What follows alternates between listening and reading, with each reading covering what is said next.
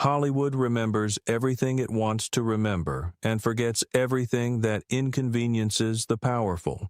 Awards get archived, box office numbers get celebrated, legends get documentaries, tributes, lifetime achievement trophies, but the women who built those legends, who restructured their bodies and surrendered their careers and made permanent decisions inside the privacy of trust, those women get edited out of the frame.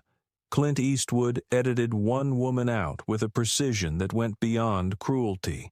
What he did to Sondra Locke was not a moment of weakness. It was a years-long operation, running through courtrooms and film sets and death notices, and it reveals something about him that no performance he ever gave on screen comes close to matching. Before any of that, there was a young man in California who bore almost no resemblance to the granite-faced legend he would become. His family held a country club membership and owned a swimming pool, though Clint later projected a public image built entirely on grit and self-made toughness. School records showed dismal grades and a history of ignoring authority, and one high school asked him to leave after he burned an effigy on the school lawn. Drifting followed, from lumberjack work in Oregon to a lifeguard position to military service, and then a decision to try Hollywood. The film industry responded with complete indifference. Directors found him stiff and unconvincing, noted that he seemed to push dialogue through clenched teeth, and Universal Studios released him after a handful of forgettable pictures without much ceremony.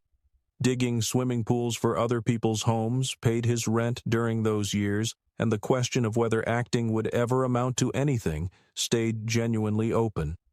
What those years built in him was not humility. What they built was a consuming obsession with control, and that obsession did not stay confined to his professional decisions. Shortly after marrying Maggie Johnson in 1953, he told her directly that he intended to do exactly as he pleased, and that her failure to accept this would end the marriage. Affairs began immediately and, by his own later admission, became compulsive. Before the wedding, he had already fathered a daughter named Lori with another woman, and that child was surrendered for adoption without disclosure to anyone. During the marriage itself, a 14-year parallel relationship with stuntwoman Roxanne Tunis produced a daughter named Kimber in 1964. Maggie appeared to absorb all of it, and the arrangement continued under what observers called an open marriage, though the openness ran entirely in one direction. One woman, though, received something categorically different from him. Ruth Wood, his mother, held his complete and genuine devotion.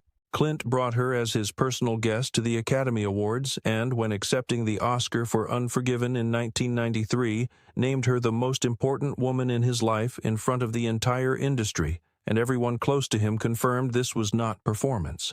She died at 97, and he attended to her well-being until the end.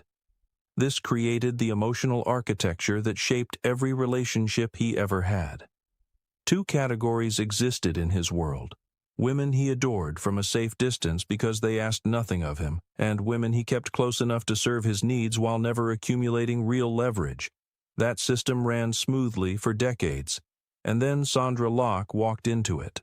Sondra grew up in Shelbyville, Tennessee, raised largely by her own ambition because her parents offered little else. She graduated as valedictorian, the top student in her class, and carried her appetite for something larger far beyond what that small town had mapped out for her. A nationwide talent search in 1967 for the film adaptation of The Heart is a Lonely Hunter brought her to an audition with no professional experience behind her, and she won the part. The performance was so immediate and honest that an Academy Award nomination for Best Supporting Actress followed for the very first film she had ever appeared in. Hollywood recognized right away that what she had could not be manufactured. That same year, she married her closest childhood friend, Gordon Anderson, and their bond was the deepest friendship either of them had ever known, a platonic partnership that remained legally intact for the rest of her life and gave her an emotional foundation entirely her own. Clint first met her at Universal Studios in 1972, but the real beginning came 3 years later when he cast her as his love interest in the western The Outlaw Josie Wales. On that Arizona film set, the chemistry between them was immediate and organic and visible to everyone around them, and before production wrapped, they were living together, both still legally married to other people. What made the relationship possible was, in a strange way, the very structure of her life. Sondra was not looking for a man to provide a conventional home. Her emotional center of gravity already lived in her friendship with Gordon, which meant she offered Clint something he had never encountered: complete presence without the threat of possession. He responded to this in a way that genuinely surprised people who knew him. He told her things he claimed never to have said to anyone, admitted he had never truly been in love before meeting her, and wrote her a private song with lyrics stating she had made him monogamous. For a man who had spent 30 years treating fidelity as a concept that applied to everyone else, that was a confession of real weight. Over 7 years, they made 6 films together, including Every Which Way But Loose, The Gauntlet, and Sudden Impact, and she received star billing alongside him, something he had extended to no other actress except Meryl Streep.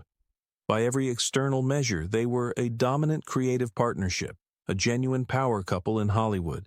Their professional and personal lives fused completely, and that's when the control, which had never actually disappeared, began relocating itself. Clint made it understood that she should work exclusively with him, and other directors who had once expressed real interest in her gradually stopped reaching out. The industry stopped thinking of Sondra Locke as an Oscar-nominated actress with her own developing career and began cataloging her simply as his partner, her professional identity absorbed into his larger story. The career that had started with a first Film Academy Award nomination was no longer hers to direct. She became pregnant twice in the late 1970s, and both times Clint made his position unmistakably clear.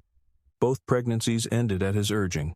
The second one left her with a grief she wrote about openly later, a private conviction that the child would have become someone extraordinary. After that second procedure, he went further still, persuading her to undergo a tubal ligation, a surgical operation that permanently and irreversibly removed any future possibility of her becoming a mother. She agreed. None of that could ever be undone, and in the unspoken language of everything they had built together, it was the most complete statement of trust she was capable of making. She believed she was giving him proof of total commitment. She believed he would honor it. None of that mattered, because while she was making that permanent physical sacrifice for him, he was already deep inside a second life she had never been allowed to see. The flight attendant's name was Jocelyn Reeves. The affair started in the early 1980s, conducted quietly inside the ordinary geography of a man whose work required constant travel, and it was not a brief weakness of character. A son named Scott arrived in 1986, and a daughter named Catherine followed in 1988, both born while Clint was living in the home he shared with Sondra. On both children's birth certificates, where the father's name belonged by law, the documents read only this: "Father declined." That was not an emotional reaction. It was a deliberate legal calculation designed to preserve a secret, and it showed an ability to deny his own flesh and blood on an official document in order to protect a lie he had constructed around a woman who trusted him completely. Sondra knew nothing. The truth reached her not through Clint, but through an investigative journalist who reported it to her while she was already in legal proceedings against him, and she learned that for at least the final 4 years of their relationship, he had been fathering children with another woman while she had been making irreversible choices for their shared future. April 1989 brought the ending, and it arrived with no conversation, no phone call, no warning of any kind.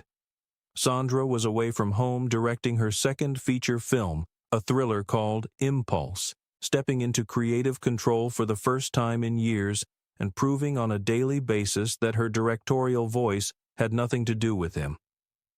While she worked on set, Clint hired a crew to go to the Bel Air house they had shared and spent years renovating together, and had every one of her possessions packed into boxes, clothing and photographs and personal objects representing 14 years of living removed and placed in a storage unit. A locksmith then changed every lock on every door. When Sondra returned home, her key no longer worked. No letter, no explanation, no final conversation of any kind had been offered. In a single efficiently managed day, he had processed the end of their relationship with the same detached efficiency he applied to finishing a day's work on a film set, cutting a scene that no longer served the story, and moving on without looking back. She sued him. The first lawsuit was for palimony, a legal claim for support from a long-term domestic partner, and his legal team responded by characterizing her in court filings as little more than an occasional roommate, reducing 14 years of shared life, 6 collaborative films, 2 abortions, and an irreversible surgery to something so negligible it barely warranted legal consideration. Diagnosed with breast cancer during the litigation, Sondra settled in 1990 under terms that appeared, on the surface, to represent genuine resolution. A cash payment arrived, a house came with it, and most significantly, a 3-year directing deal at Warner Brothers worth $1.5 million appeared to give her the thing she had placed on hold for him, a career that was hers again. For 3 years, she worked that deal with everything she had, bringing more than 30 film projects to Warner Brothers, developing ideas, arriving prepared. Every single one was rejected. The consistency of it had a texture that did not feel accidental, and what her investigation uncovered was precise and devastating. Clint Eastwood had secretly paid Warner Brothers the $1.5 million himself. There was no legitimate studio deal. He had constructed an elaborate professional fiction, arranged privately for every project she submitted to go nowhere, and built her a cage furnished with her own hope. That's when she sued him again, in 1995, this time specifically for fraud, a move the industry widely considered professional self-destruction. The case went to full trial. The jury forewoman stated publicly afterward that the evidence made it obvious Sondra's career had been deliberately buried and that the secret payment arrangement was fraud.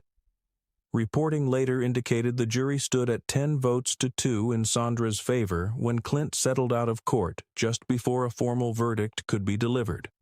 Standing outside the courthouse, she told the press her rights had been vindicated, and she had made the most powerful man in Hollywood settle twice rather than face a verdict on record. The professional telephone stopped ringing after that. People who had once been visible in their support grew quietly unavailable, because no one in a town built on leverage wanted to be seen near someone who had taken Clint Eastwood to civil court twice and forced him to write 2 settlement checks. Her autobiography, The Good, the Bad, and the Very Ugly, published in 1997, gave her a chance to put her account in full, but a scheduled appearance on the Oprah Winfrey Show was canceled without public explanation, which effectively removed the largest possible platform for her story. That same year, a television documentary called Eastwood on Eastwood aired as a celebration of his career and featured footage from the 6 films they had made together. The editing throughout was careful. She had been removed from nearly every frame in which she once appeared. A documentary built partly on her collaborative work had managed to include the films while erasing the person who made them with him. Sondra Locke died in November 2018 from cancer at 74 years old, and the news was not made public for 6 weeks. Clint Eastwood issued no statement and said nothing at all. At the Academy Awards the following year, the In Memoriam segment that honors those the industry has lost did not include her name. The erasure that had started in 1989 with a locksmith and a fleet of moving boxes had arrived at its final quiet completion. And then, the day after her death was finally announced, his new film opened in theaters. The Mule starred him as an aging man who had spent his life choosing himself over the people who loved him, a man arriving at the end of his story and attempting to find some form of peace at the bedside of the woman he had failed as she lay dying of cancer. The story he chose to put his name on the character he chose to inhabit, at the exact moment the world learned that Sondra Locke was gone, is not a detail that can be easily set aside. At 95, the monument stands intact. The awards are displayed, the tributes run, the reverence is institutionalized. He has directed the narrative of his own life, with a commitment most filmmakers never achieve even in fiction, but the legal record exists and cannot be recalled. Her autobiography sits on shelves. The court testimony is archived. The jury forewoman's words are on record.